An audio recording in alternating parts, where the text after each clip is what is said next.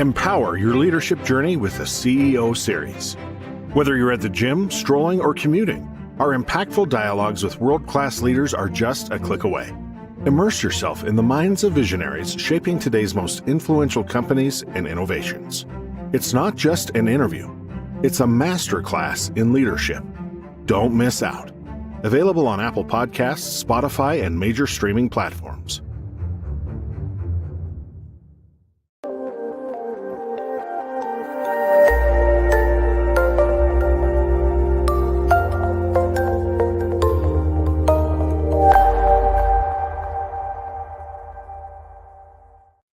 Good morning, good evening, depending upon what part of the world you're in. If it's Friday, you know it's the CEO series where we bring to you the most inspiring leaders from across the globe.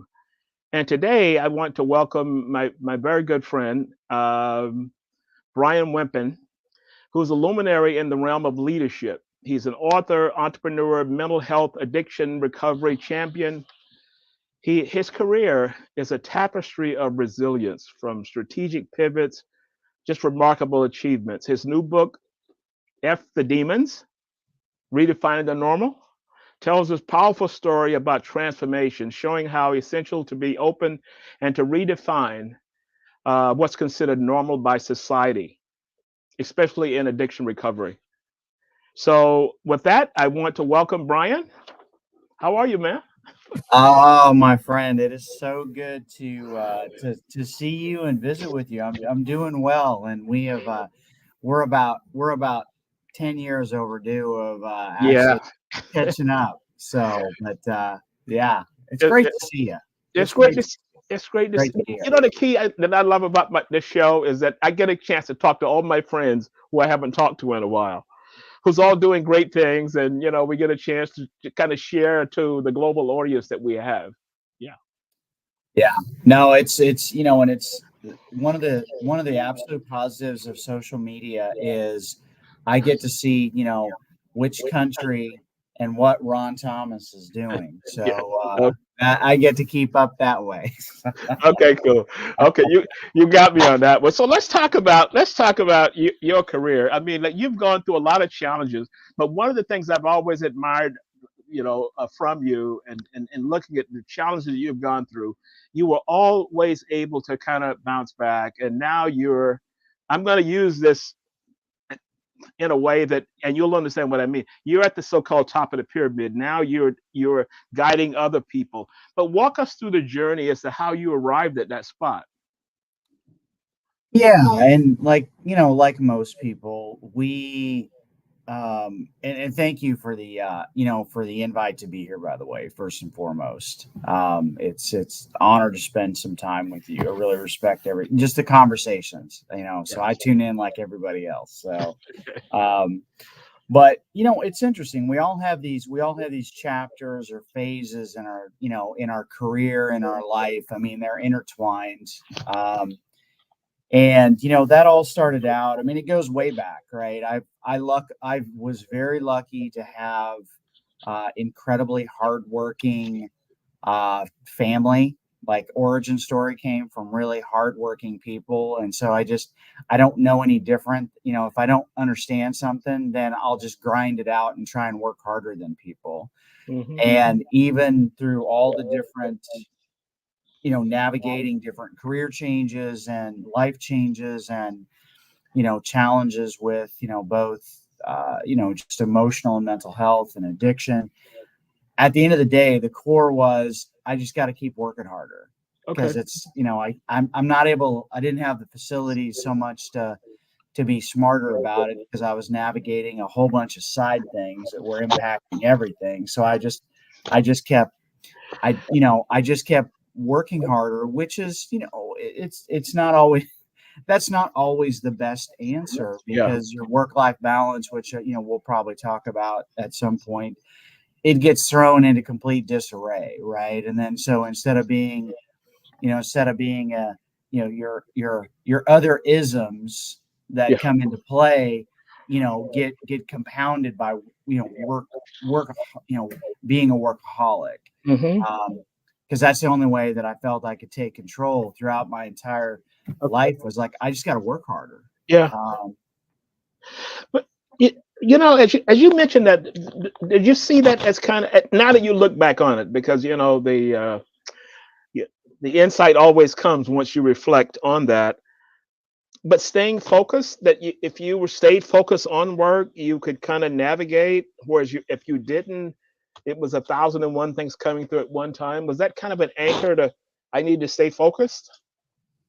Yeah, yeah, absolutely. Like that's an area. So kind of to step back to your question, and it applies to what you're asking is so throughout my career, I graduated college, and that was a gift from that institution unto itself, that they gave me a degree.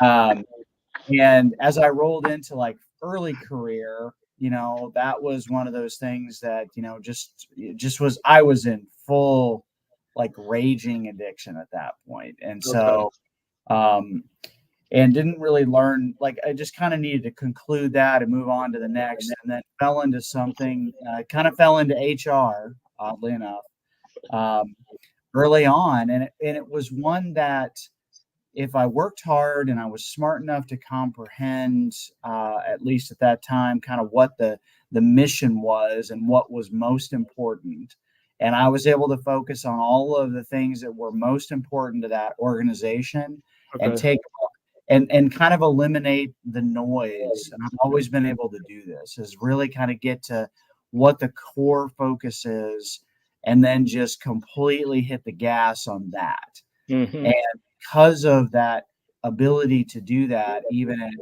24, 25, it really kind of just hockey sticked up to the right my ability to move up and navigate and fix problems. So I Okay. became a problem solver, Okay. because I was willing to move, and I was willing to take on whatever problem I Yeah.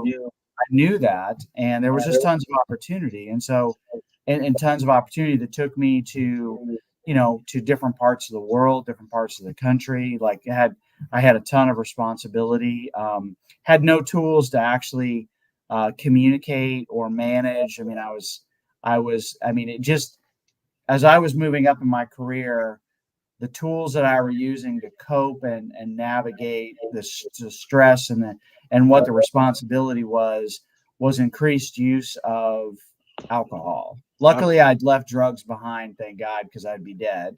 Okay.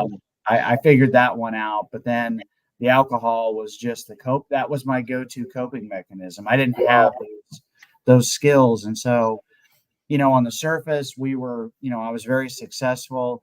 And in the back, I mean, it was, the phrase dumpster fire is an old adage. I mean, it's a vintage term, that was my life, like, Mm. summed up. Mm. And so, Wow. Wow. So it's interesting that you talk about that, because what we see, and I'm sure people saw that, they didn't realize there was an underpinning or an anchor there that was sustaining that. So when did it come to a point that that maybe you were found out, or you realized that, what, I've got to make a change? yeah, I mean, there was a lot, from the, I'm trying to think here. I actually drank for 27 years. I started when I was 14. It was the first time I had a chance to drink. I had a full blackout, right? 14 years old. And so, and it No, was a great, and it was, no, I mean, no gradual steps, right? You should. no, man. It's interesting. So I've sat down with folks probably 1,000 times over the last 13 plus years since I've been in recovery, and I've had this conversation, and it's so consistent that as soon as there was like the consequences were pulled away, and you were like, whatever you want to do into this world of changing how you feel, like, it's all on. It is so consistent that people just they literally hit the on ramp at 100 miles an hour. Wow. Like, I hear it consistently, whether it's 10, 11, 12, 13, 14, 16, 17. As soon as they didn't have any consequences, and I was this way, I had no consequences, and it was like whatever I wanted to do in front of me, and I just wanted to just completely anesthetized, right? It felt so good. Everything just fell to the wayside and made sense.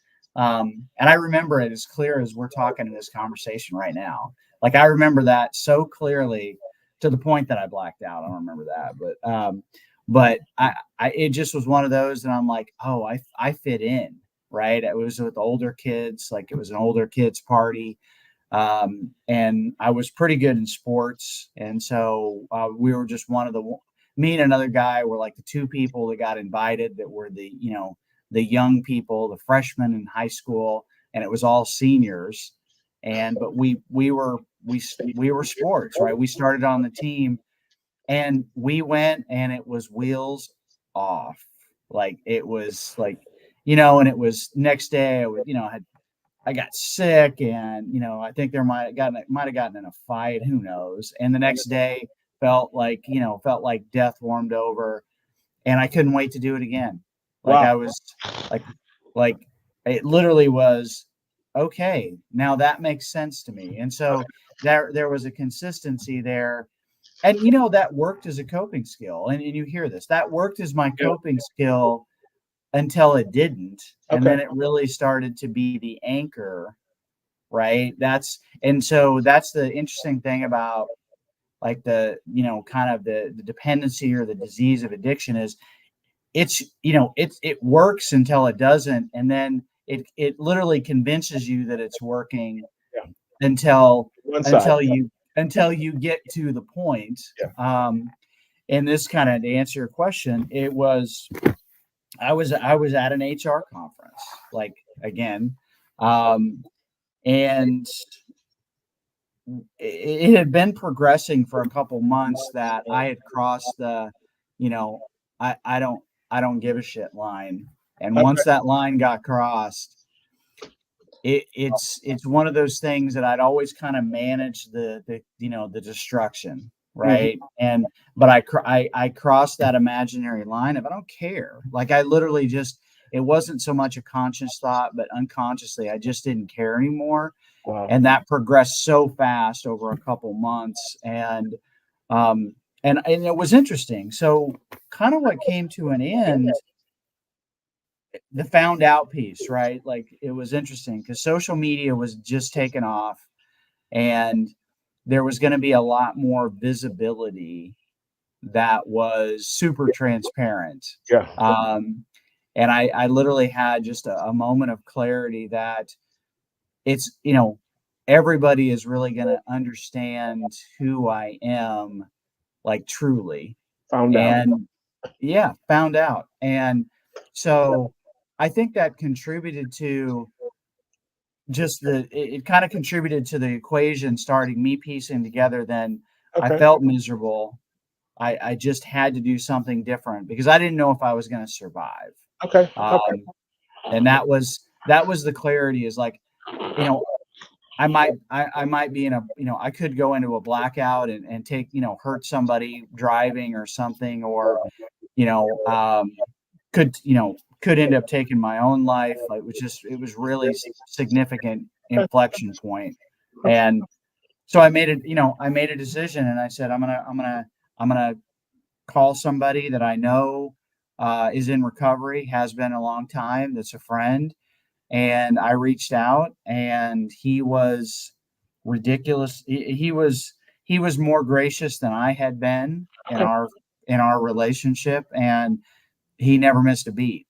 Wow. And we sat down, and he shared how he did it, why he did it, and some of the mechanics behind it. And that, when they talk about grace, that I've had a lot of grace in my life that I didn't understand. I didn't appreciate. I didn't think I deserved it for a gazillion years. My entire life, I've just had all these moments of grace that I can, I always kind of knew. I mean, I'd always be like, somebody is looking out for me. Because I can't continue to keep getting through all this. So somebody's got to say, okay, go ahead.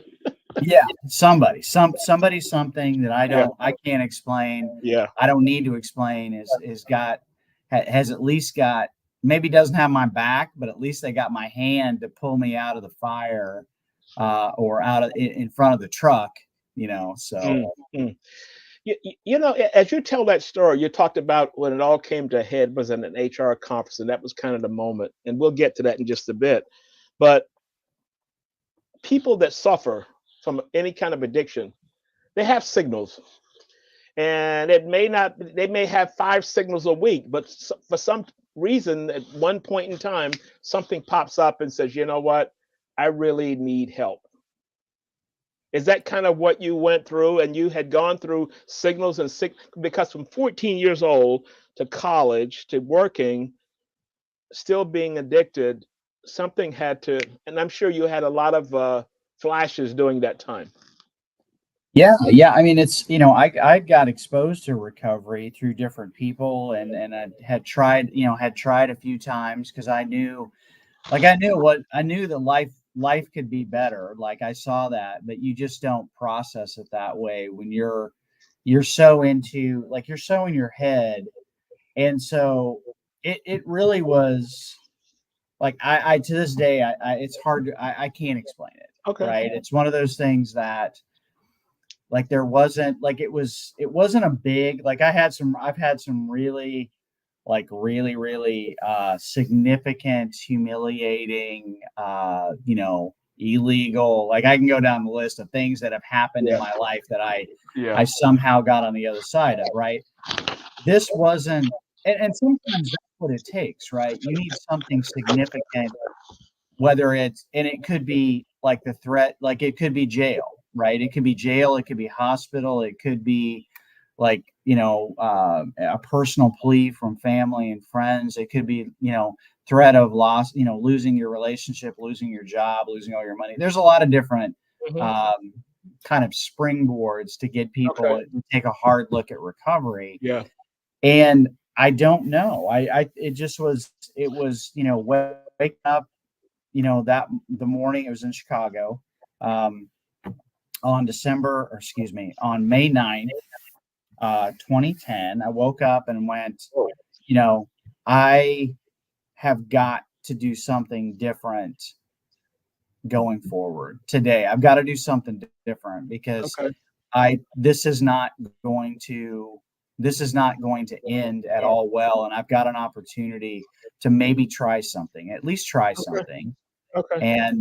And that was, and it was, and it was just, it was a breakdown. Like, I just literally broke, like, trying to fight, like I was chasing, and I was hanging on to what I knew, Mm. because that's all, like, that's the only thing that I had. When you cut right to the studs, was Yeah. I knew that that's the one thing that could change how bad I felt, which that had left a long time ago, that it actually worked, but you don't Yeah. know any different. I Yeah. had no coping skills. Like, my emotional regulation just wasn't there. I had no idea how to do any of that. That all stopped at 14. Right. Mm. So the development of a lot of those, like, like coping skills and emotional regulation, and how to, just how to be a functioning adult in a lot of ways, like emotionally and mentally, that all stops at 14 when Mm. you figure out how to change, like, your persona and how you feel. Right. Hmm. So you start at 14 again. Like, you start where you start where you start where Well, you you left started. off from. Yeah. Yeah. Yeah. And so, yeah, so I don't know. It was, there was no white light. There was no, Okay. Okay. but I to this day, I truly feel that, again, I just got to the point that I think I probably heard the message of, you've only got a couple more swings at the ball here, and before, like, you're going to be done. So Yeah. Yeah. and luckily I listened. Yeah. Right. You know, I did not know, as long as I've known you, I did not know this backstory. And when I became aware of it, you were on Lori Rudiman's show, and talking through that. And I'm like, whoa, because it didn't appear that, from knowing you and seeing you in action, that this was the backstory behind that. So lots of times people are in these situations, and they could get an Academy Award for that front they're putting on, but in Right. Right. the back end, it's a whole lot of stuff percolating. Yeah, and that's, and it's interesting. And this is the nice thing. Like I mean, I love being in recovery, and not because of the chaos has been eliminated. It's just because I get to talk to other people at all these varying levels, whether Yeah. they've been in recovery for 50 years. Like I've met somebody who's been in recovery for 62 years. That's a long time. And I've met somebody who is minute by minute. Okay. Like, Struggles. and Daily struggles. like they're hang, and you can see, like I can, like both physically, mentally, emotionally, I can see the pain. Like they're white, their knuckles are white in life because they're holding on, because they know they only got a couple swings at the plate, right? And they see things, but it doesn't make any sense. Okay. That Okay. why are all these people laughing at all these stories of pain and suffering and humiliation, right? But the part about recovery is we survived it, so we got to laugh at it. Like you can't, like it, like the days of feeling bad about that stuff happening, because Yeah. but this is everybody, right? Everybody has, whether it's grief and loss, whether it's depression, anxiety, or trauma, we all have, like, there's micro traumas and then there's the big ones, right? Everybody has that. Like, that's the thing that, like, every single person, I don't care who you are, like as the human condition, we all have that in our life, and we just have different ways that we figure out how to deal with that, healthy and not healthy. Okay. Okay. That's, I'm shaking my head because what you said was so true. And I used to always use the metaphor, everyone carries luggage. Some people have luggage and they are loaded down and they're bringing it into the workforce. Some people have the opportunities to leave it at home and come in and deal with the normal day. But I'm glad that you said that, because but you're talking about what you've gone through. Your situation was through drugs or alcohol as you transition to that. But what you were dealing with, but everyone, for the most part, as you just said, is dealing with something. And Yeah. COVID has kind of compounded everything. Oh my gosh. Yeah, it was, there's nothing like a global pandemic just to really, like, exacerbate every single thing you could possibly. I mean, the one of the biggest drivers of both mental health and addiction as a subset of mental health, isolation, right?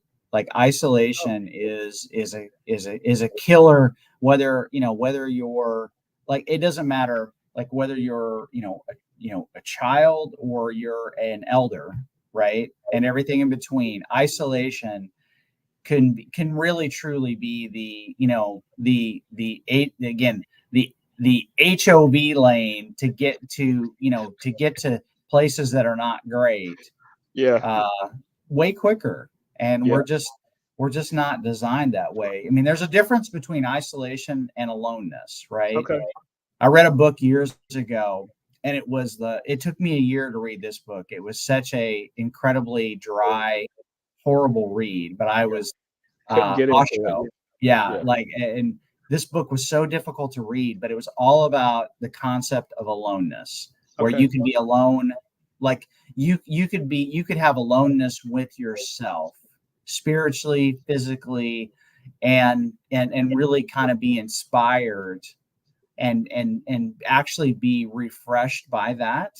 Like, it was a really, really interesting concept. I read it kind of early in recovery, like when you talk about, like, meditation and different ways or different tools that be like the I'm being good with yourself and being alone with your thoughts. Hmm. And I really took it to heart, right? But that's different than isolation. Okay. Like, isolation is really where you start, like, it just is so unhealthy. The isolation piece, right? So yeah, I've kind of really focused a lot on that the last few years as I got into healthcare and technology, was really trying to take down the barriers for Yeah. isolation. If we can connect people, like, even if it's virtually, right? If we can connect people, like, there's still some camaraderie, right? There's still some connection that people can make, and that just, it hits a different Yeah. part of the brain and the heart, and that's really important. Here's what I find amazing about you. You were able to take all of those learnings and you became a prolific author. You're now onto your fourth book. That took a severe U-turn to be able to capture all of that and let me put that there for someone and help someone else who's struggling at that point. Walk us through that. Let me capture all of this and begin the process of chronicling, writing, and seeing what I can come up with. Well, and I really appreciate the question, because I everybody has books in them, right? Yeah. Because everybody has stories. Yeah. Right. And so I was really blessed that I had a grandmother and a mother who were prolific readers. Okay. So I've always and my younger sister's a reader. I enjoy like every medium, whether it's an audiobook or it's reading or it's so I always have been kind of a reader. And I mean, I took a lot of years off because I had other things going on in my life, but all a little busy on the other side, but I'll get to it later, right? Yeah, but I still was able to consume a little bit of reading. But so had an all right foundation, and for some reason, and I don't know why, and it's so funny, our co-friend William Tincup always gave me a hard time about this. Okay. Because early on, before I'd ever written any of the books or anything, I was like, we need to write a book. And he's like, and he has a very colorful way of expressing himself. Yeah, to say the least. Yeah. And so he's like, I'm not going to write a book. I've written a book. I don't want to write a book. And so I'm like, we need to write a book. I'm going to write a book. He's like, you write that book. Just knock yourself out. And so he used to give me a hard, just playing around. But, I started talking about it probably in 2011. And then finally in 2014, I'm like, it's probably 2014, 2013, maybe.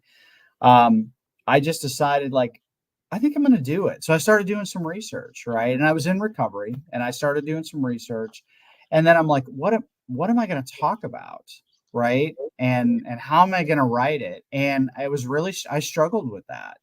And then I read a book. By an author that it just clicked on his writing style. Okay. And so the new book is about redefining normal, right? That's like F My Demons, correct? Yeah. F My Demons. We went a little more probably Who I Am on the title, and A Journey to Spirit. I mean, that's kind of the last part of it. But the redefining normal was like, I wanted to write in a way like I think and talk, right? And I hadn't came across an author who just did that and didn't care. Yeah. And I read a book called Turning Pro by Steve Pressfield. Okay. And it just clicked. Like, oh, I know how I'm going to write this book. Okay. And I literally, over the next few months, just sort of knocked out the first book, which was kind of a collection of stories, like just that you could pick up you could jump into it any place. Yeah. Right. Yeah.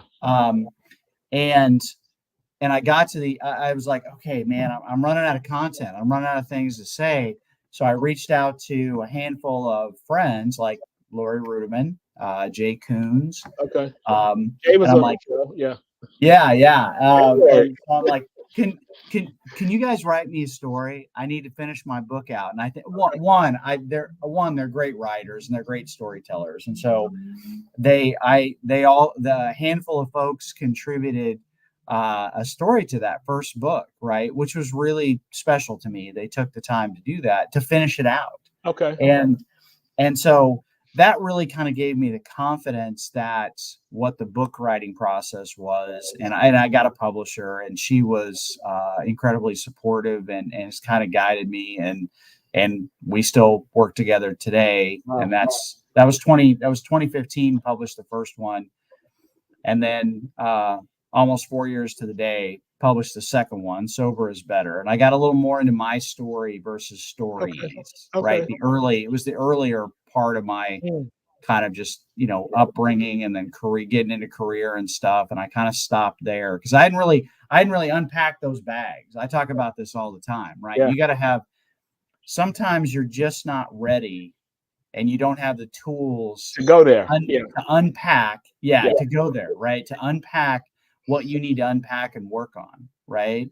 Like the phrase that I really like is, and it's again, there's a lot of cliches, but it's really true, is like, I'll be ready to see it and unpack it when I'm ready to see it and unpack it.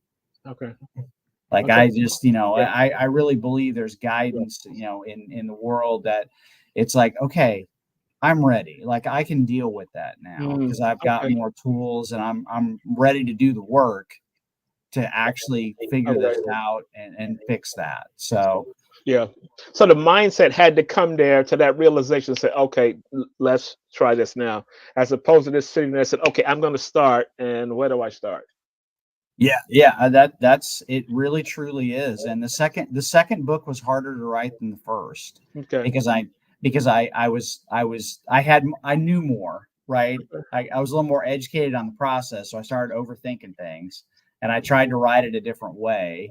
And it was really fascinating. And then this third book, I wrote a little bit differently than that. Like, this third book took me like literally an extra year to put it together, because I just wasn't ready to finish it. And I'm really glad, and I'm truly glad it took the time that it took, right? And so it was supposed to. I was going to publish it in January or February of 2023, and it comes out on January 1st, 2024. That's cool. But at least check it, because you did that. I want to go back to, we talked to COVID, and we talked to people struggling today, and the demons and what's going on behind it. What advice would you give to, if you had to, this is a question I always ask leaders, if you had to present to a CEO conference about the state of the workplace, or workers going through whatever they're going through, I call it luggage. What is some advice you would give a senior level audience about, I don't know, whether designing a workplace or something along those lines? Yeah, that's really the golden question, right? And we've had, and I'll answer it here in a second, is I've had some incredibly horrible leadership in my career, like most people, We all have. that I point to as the example of never do anything that they did. Just go the other way, and you'll probably be okay. Two, I've had incredible mentors that stretched where they pushed me way further than I pulled, and helped me get way further than I thought I could. And so I've been, again, very, very fortunate about that, because I have things to contrast and compare, right? So the one thing that stands out, and I think this is a systemic or endemic cultural thing, is if a CEO isn't curious, and he doesn't have and him or her doesn't have a culture of curiosity, continual learning, and really like taking an interest in their people and their product and their customers and their customers, if that curiosity isn't there, first of all, they're abysmal. It's abysmal boring. First of all, they're so uninteresting to be around, and that's the motivation to be around uninteresting people that's a slog. I don't care who you are. But curiosity, and I would say the same of employees, right? Like, if you don't have an element of curiosity in how you approach your work and your life, then what happens is you don't listen, right? Because you don't, if you're not curious, you don't have an ability to listen, because you're not asking the questions. You're not going, I wonder what that is. And then you've got, like, if you lose that, or you don't have that gene, or you don't care about that, then you're never going to be the top of your game. Yeah. Like, Yeah. So that's a key point, because reflection. You talk about continuous learning. I leave tonight. I'm flying to Zurich for a week, and I have a stack this big of articles that I need to read. I prefer have paper and go through, mark it up, and all those kind of things. But I'm always curious when I talk to people. I say, "So what are you reading? Reading? What do you mean reading?" I'm like, "Whoa, okay. There's nothing there." and you know, and the fascinating thing is it goes for me, and I've been reflecting on this, and I've actually I've got a future book idea that's around curiosity, and it's really kind of came, and this goes all the way. If my wife and I are having a get together at our house, right? And we really kind of have figured out that we really like to have curious people Okay. there, because there's Yeah. no gaps in the conversation, because they have 100 questions that they're like, just like they'll put on the table, and we'll Yeah. start discussing, and it's interesting, right? Mhm. And if you throw somebody in that is completely about them and what they're doing and their sphere, and there's no curiosity about the Yeah. world around them, it Yeah. really sticks out like a sore thumb, right? It's like, I, oh get- my I, God, I don't want to, like, I gotta, I don't know what to do. I'm so bored, and I'm an interviewer, right? So yeah. I'm ultimate curiosity. So Yeah. Yeah. It's funny you mentioned that, because the boredom that comes in. But I read an article one time that the 2008 calamity that happened, and a pastor in Greenwich, Connecticut, set up this coaching group, because a lot of senior executives in the town. Greenwich is a very wealthy town, and he kind of wrote an article based on what his learning was from that. And one of the key findings was the fact that people that had achieved that level, they were caught up in the title. They were caught up in the initials behind their name. And once you strip that away, it was hard for them to find themselves. there's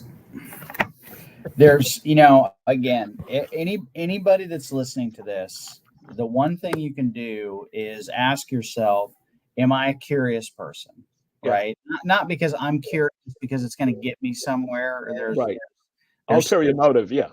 Yeah. yeah, just, are you a curious person that you generally, if you have people work with you, for you, that you work with and for, and you have family and friends, like, do you ever ask them, like, tell me a little bit about yourself. Where did you grow up? Hmm. Like, let's start, like, let's get more than like a quarter of an inch deep, right? Like, Yeah.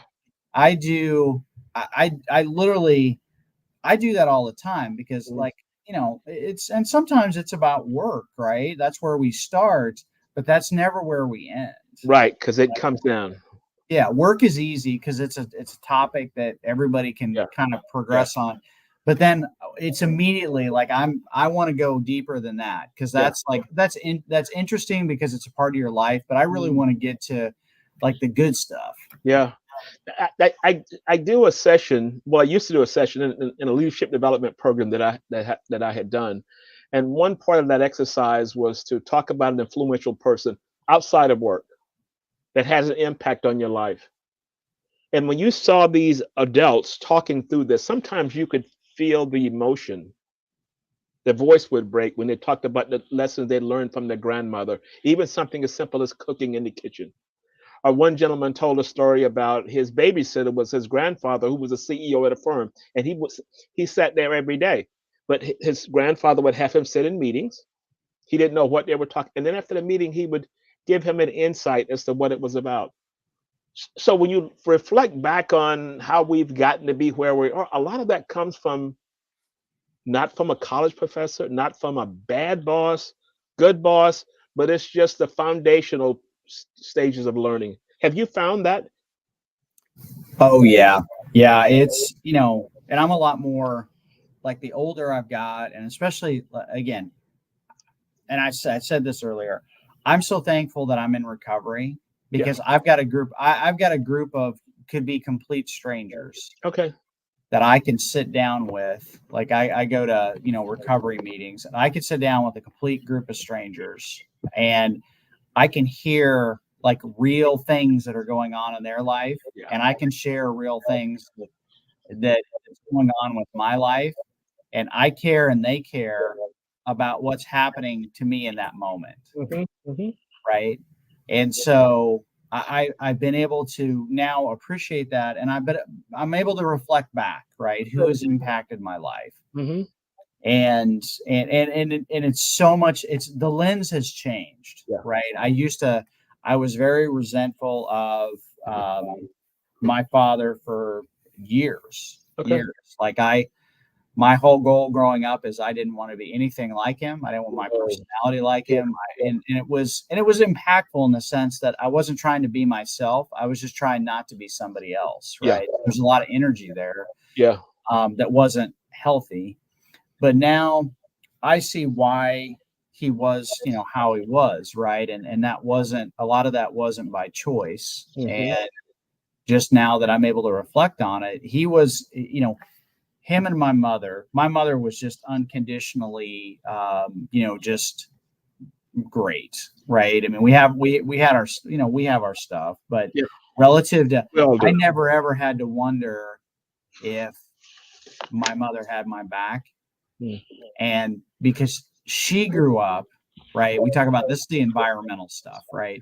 She grew up with parents that were amazing in the sense that their kids never wondered about it. It was a very stable, and like affectionate, like they never wondered if her mom and dad, my grandparents were fantastic. Like I really truly, my grandma was a teacher, my grandpa was a rancher, and they had a ranch together, and so it was just interesting. And so my grandmother would always take the time, like she was the ultimate curious person, and she was a prolific reader to the day, until she was, the day she died, and she was 93 years old. And she would always be like, tell me what's going on with you. Oh, wow. Yeah. Every time. And I wouldn't see her that often because we lived in a different part of the country, but every year or every 2 years when I would see her, she would always she's like, I need to get, catch me up, like tell me what's going on and remind me kind of everything, and what is, tell me about the future. And she always, so that currency and that conversation was always there. So yeah, those were kind of the influential folks. And then there again, I have lots of other angels in my life that that gave me respite and a place to land. So I'll go back to your CEO question really quickly. The other thing is fear of communication.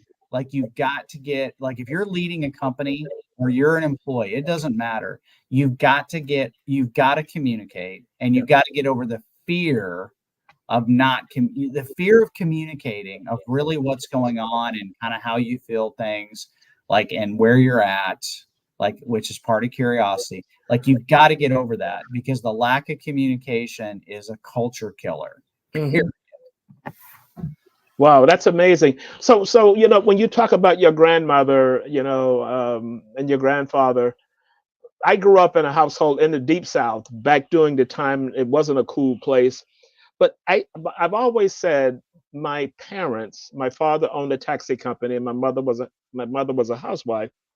I learned more from them than any education I've ever gone through. The technical side was cool, but the relationship side of just understanding, reflecting, and all those things came from those two people, as well as my mother's mother. It's I've got a couple uncles that were really instrumental for different reasons. My dad's side, so mom and dad have different influences. Yeah. One's super nice, and the other one is a big gangster. Yeah. And so I learned different things from the gangster side than I did from the other side, right? But it all got into the equation. But as you said earlier, it's all in the learnings. So a little piece here, a little piece here. That's part of the recipe, the ingredients to put it together, right? Yeah, absolutely. It's all, and it all contributes, right? Like Yeah. it gives me perspective.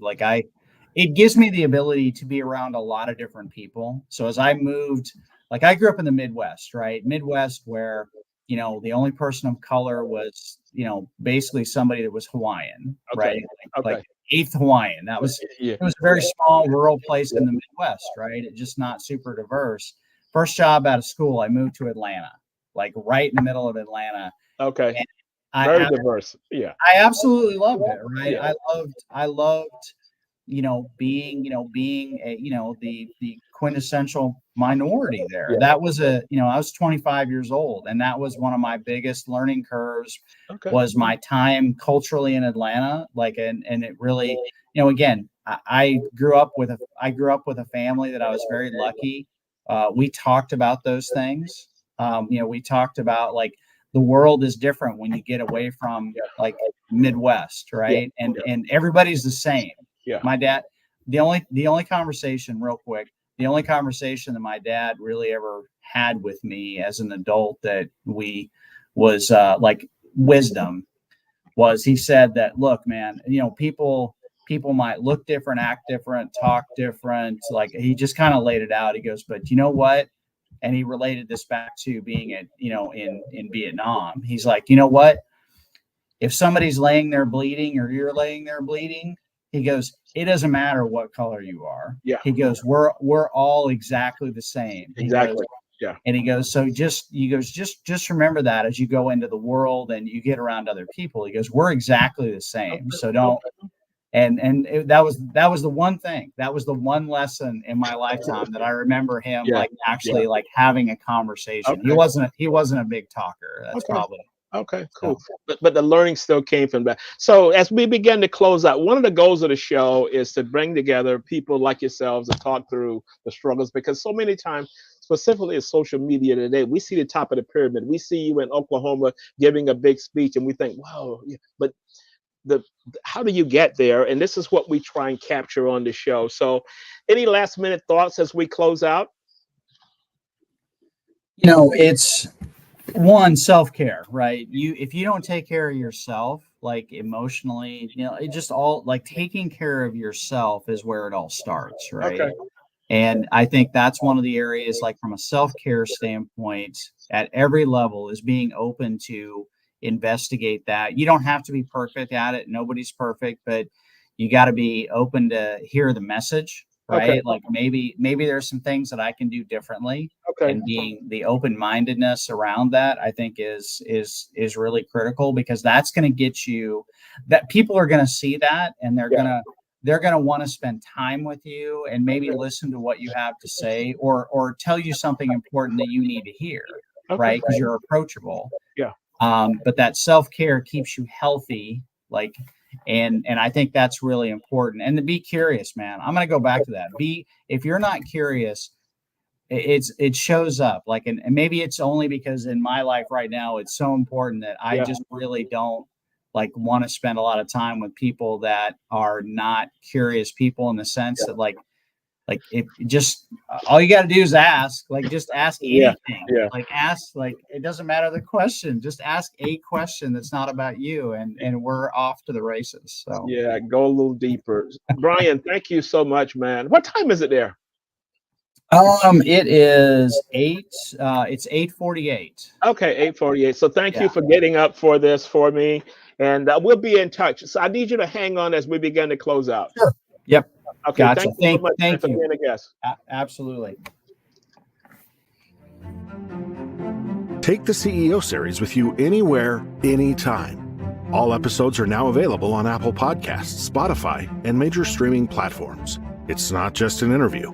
It's a masterclass in leadership.